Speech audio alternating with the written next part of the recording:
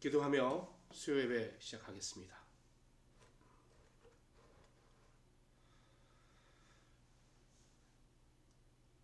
아버지 감사합니다.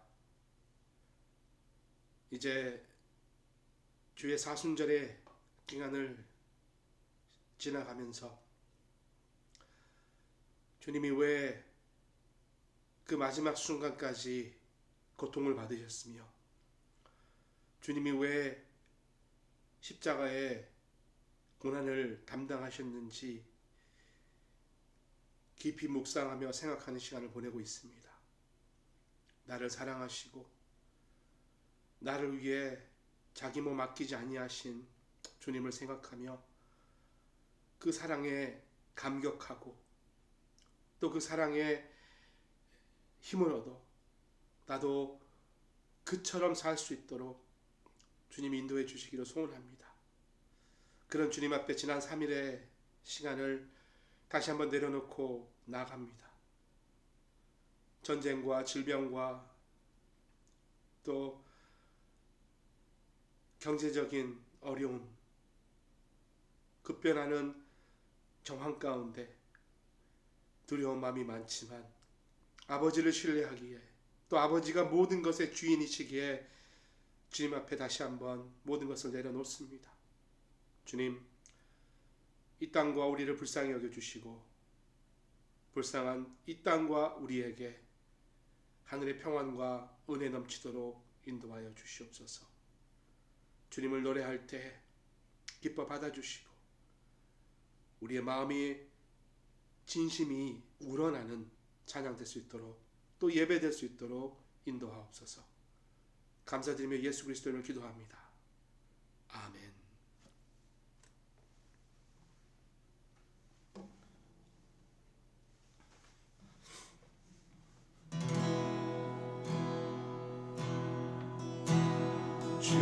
주의 보좌로 나갈 때에 어떻게 나가야 할까? 나를 구원한 주의 십자가 그것을 믿으며 가네. 자격 없는 내 힘이 아니 오직 예수님의 보혈로 자격 없는 내 힘이 아니 오직 예수님의 보혈로 십자가의 보혈 완전하신 사랑 비밀보다 강이나 십자가의 보혈 완전하신 사랑 비밀보 예배하니라.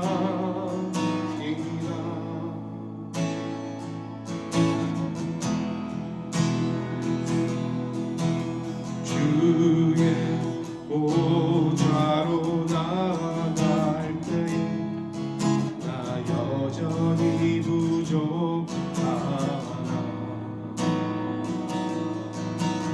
나를 부르신 주의 그 사랑 그것을 믿으며 가네. 자격 없는 내 힘이 아니 오직 예수님의 보혈로 자격 없는 내 힘이 아니 오직 예수님의 보혈로 십자가의 보혈 완전하신 사랑 힘입어 나가니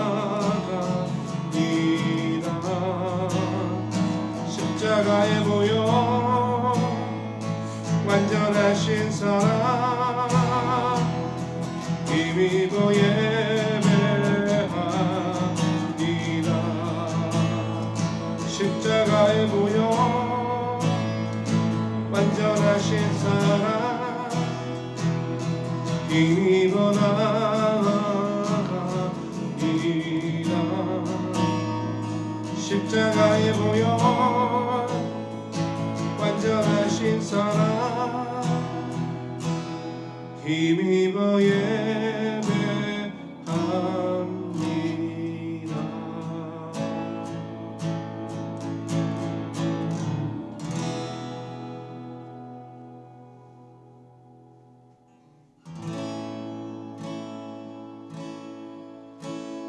우리 죄 위에 죽으신 주 십자가 그 사랑 감사해. 날마다 주의 형상대로 변화되리라. 십자가 우릴 새롭게 하리. 다시 한번. 우리 죄 위에 죽으신 주 십자가 그 사랑 감사해. 날마다 주의 형상대로 변화되리라. 십자가 우리 새롭게 하리. 놀라운 사랑 찬양하리라. 우리를 위해 생명 주셨네. 놀라운 사랑 찬양하리라. 십자가의 그 능력 십자가의 그 능력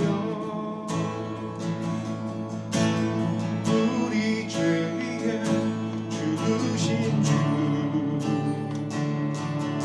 십자가 그 사랑 감사해. 날마다 주의 형상대로 변화되리라. 십자가 우릴 새롭게 하리. 놀라운 사랑 찬양하리라. 우리를 위해 생명 주셨네. 놀라운 사랑 찬양하리라. 십자가의 그 능력 십자가의 그 능력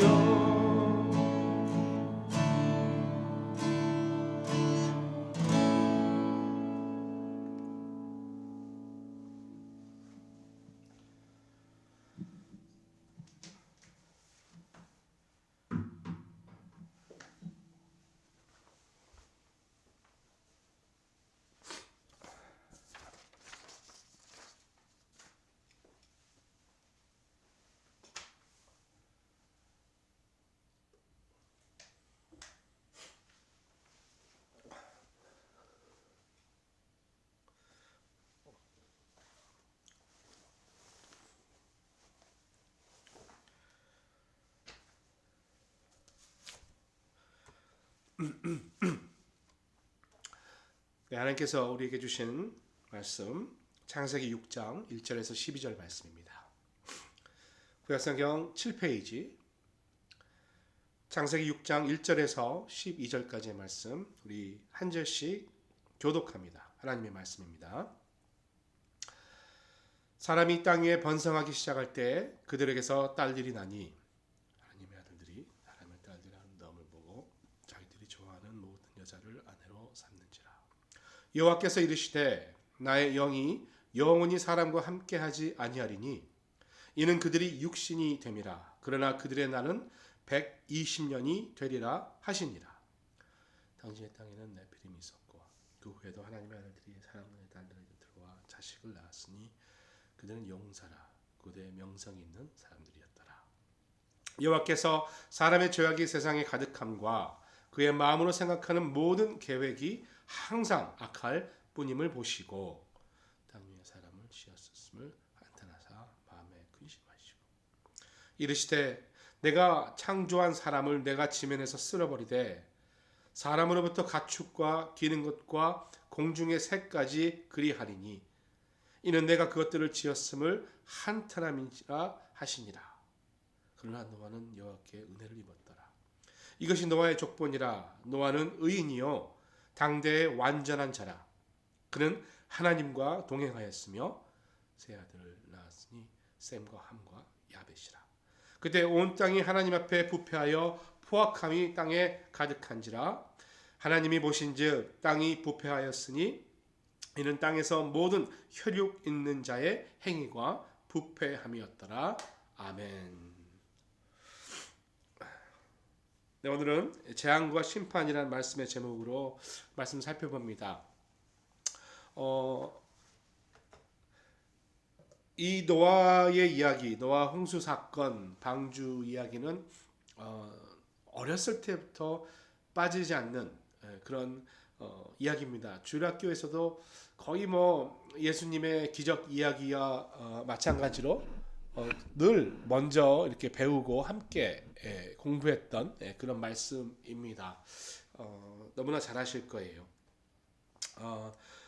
그 어린아이들 주일학교만 봐도 지금도 노아의 이야기는 빠지지 않는 것이죠. 그렇게 우리가 자주 들은 노아의 이야기지만 그럼에도 불구하고 홍수가 왜 일어났는지에 대해서는 잘 깊이 생각하지 않는 것 같습니다. 물론 잘 알고 있죠. 노아의 홍수가 인간의 범죄함을 통해 하나님이 놓여오셨고 하나님이 근심하셔 쓸어버리는 그런 일인데 이거를 우리가 좀 이렇게 노아의 방주 이야기를 하면서 좀 미화하지 않았나.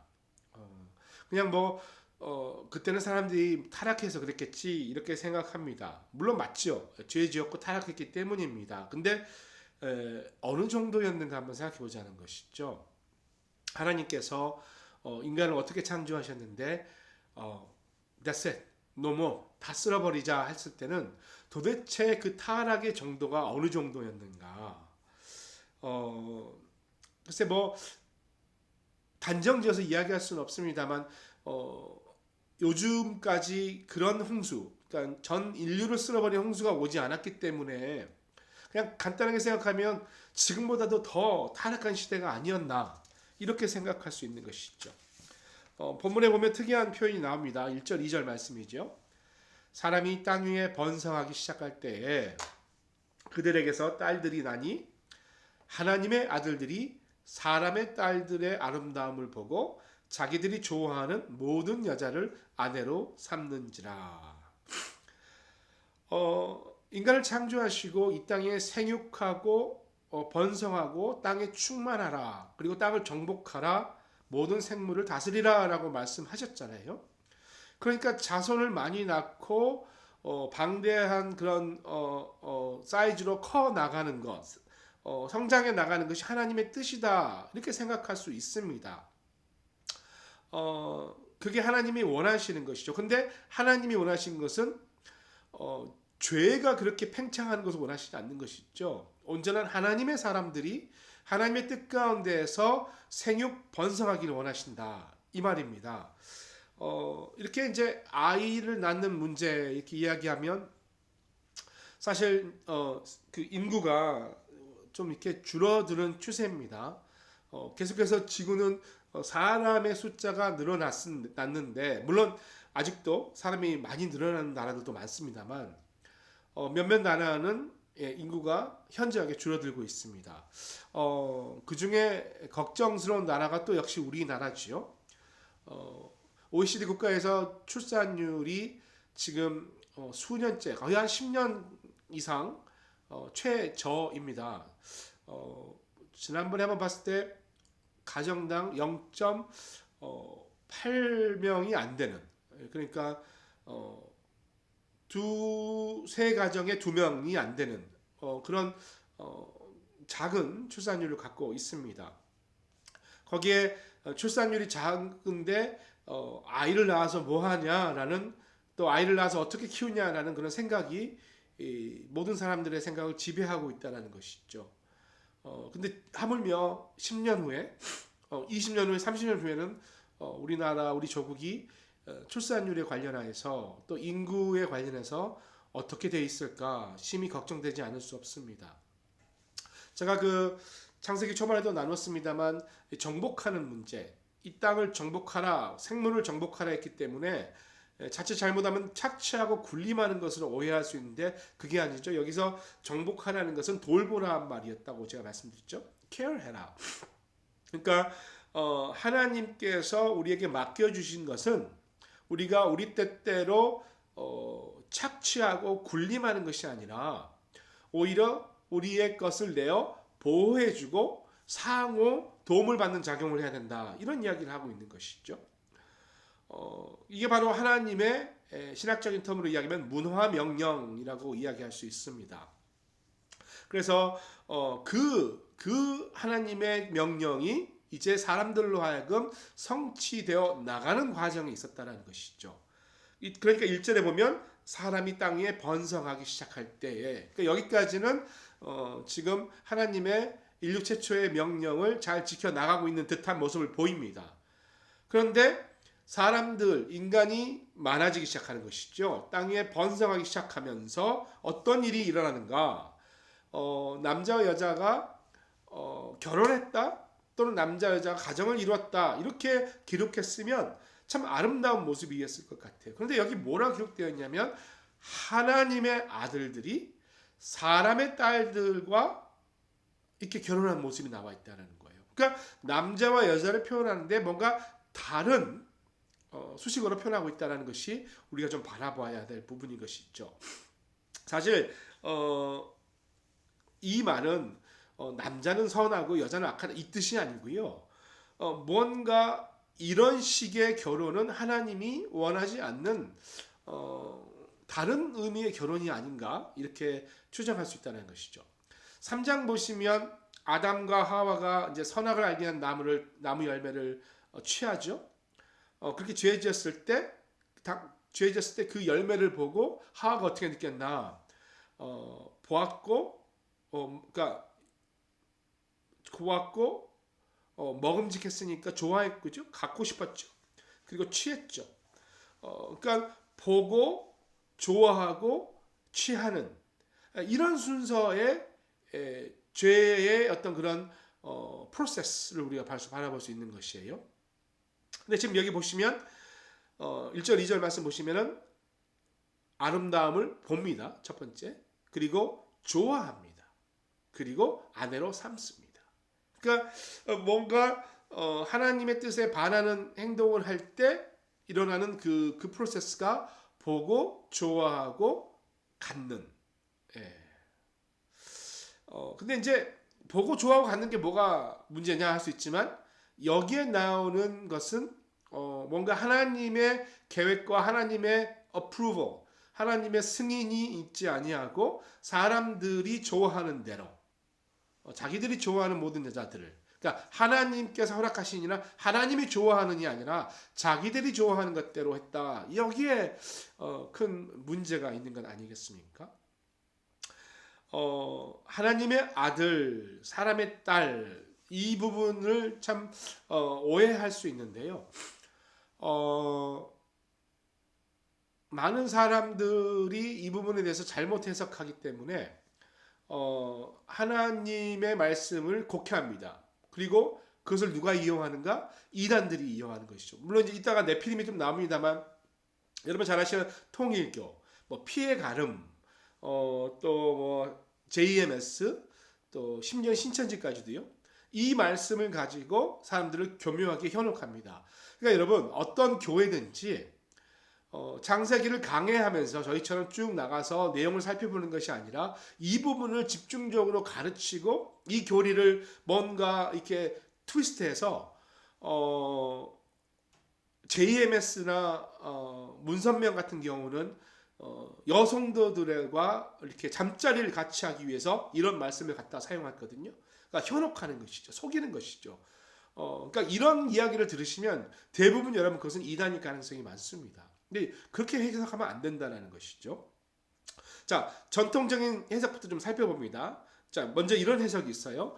하나님의 아들을 천사라고 주장하는 사람이 있어요.